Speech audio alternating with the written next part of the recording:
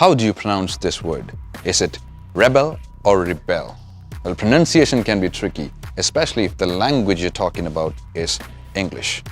The same word can have different pronunciations depending on the role it plays in a sentence.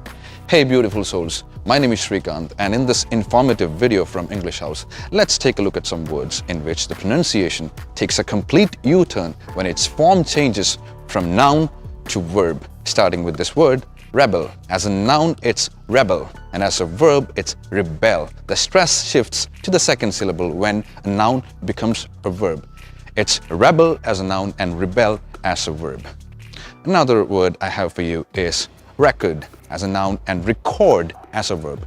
Record and record.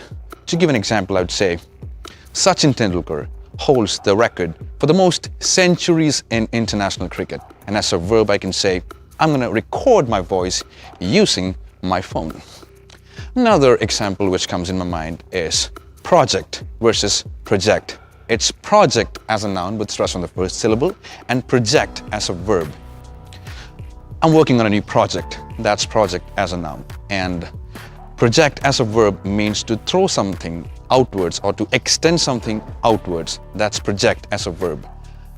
I'm going to project this image onto the big screen is an example for the verb project. Well, the next one is my personal favorite. It's desert versus desert.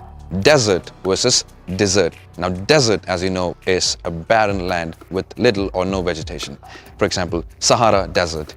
Well, desert is the verb form of desert, which means to abandon someone. Do not confuse this with another noun, which is dessert, which is a sweet meal which we typically consume after a main course. That's dessert. Anything sweet is called dessert, which is a different word. But here I'm talking about the verb form of desert, which is dessert. The stress shifts to the second syllable when desert becomes a verb and it becomes dessert.